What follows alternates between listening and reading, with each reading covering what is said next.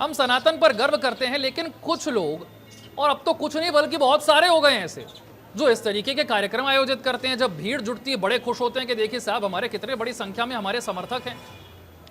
आपका फर्ज भी तो बनता है कि आप अपने समर्थकों के प्रति क्या भावना रखते हैं।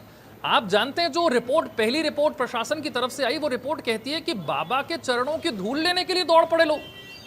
जो मंच पर बैठा है उस व्यक्ति को जिम्मेदारी के साथ कहना होगा कि साहब जब आप यहां से निकलें तो एक एक करके निकलें।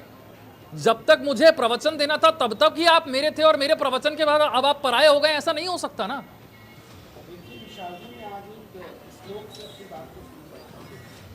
पूजा यत्र पूजन्ते पूजनियो ना पूजते त्रीणी तत्र भविष्यन्ते दरिद्र मरम भयम।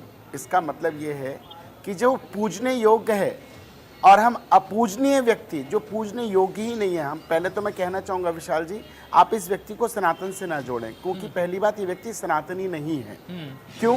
क्योंकि ये पहले किसी पुलिस विभाग में था और इसने वर्दी को त्याग कर अपना नाम भोले बाबा रख लिया।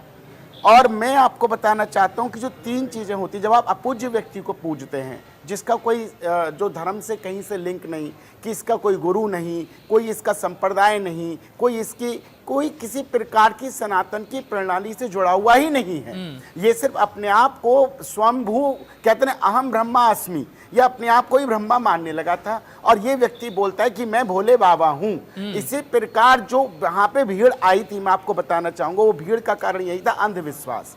अंधविश्वास के कारण कि मैं भोले बाबा हूँ, मैं ये करता हूँ, मैं वो करता हूँ। तो जो इसने कहा कि मेरे पैर की मिट्टी को जो पालेगा, मतलब चरणों की मिट्टी को जो पालेगा उसको वो तर जाएगा। तो जो मिट्टी के पाने के चक्कर में जो भगदड़ वहाँ मची, जो मैं आपकी सुबह टीवी चैनल्स के माध्यम से देख रहा हूँ, तो उसका मेन कारण मैं तो यही कहूँगा कि जो इसमें बाबा है, इसको आप सनातन से न जोड़ें, सब प्रथम। दूसरी, ये बाबा सिर्फ और सिर्फ अंधविश्वास वाला बाबा है और इस व्यक्ति ने लोगों के अंदर भ्रम फैलाया। और मैं ये कहना चाहूँगा आपके चैनल के माध्यम से, अभी मैं आईपीएस महेश जी को सुन रहा था, उन्होंने बड़ी अच्छी बात कही कि तुरंत इस बाबा के खिलाफ कार्रवाई होनी चाहिए और इस बाबा को जल्द से जल्द पकड़ना चाहिए, जेल में डालना चाहिए, क्योंकि ये बाबा ही इन 121 जानों का जिम्मेदार व्यक्ति है। इस तरीके के बाबा तो बढ़ते ही जा रहे हैं। अब इतना बताने वाला लोगों को कौन हो, जैसा कि आपने बताया कि ये सनातन से जुड़े नहीं, किसी संप्रदाय से जुड़े नहीं, कोई गुरु नहीं, कोई दीक्षा नहीं ली, खुद को ही भोले बाबा अब ऐसे एक थोड़ी ना है। अब आप ढूंढने निकलेंगे तो हर जिले में कोई मिल जाएगा। बिल्कुल, हर जिले में आपको ऐसी हजारों लाखों की भीड़ जुटती मिल जाएगी।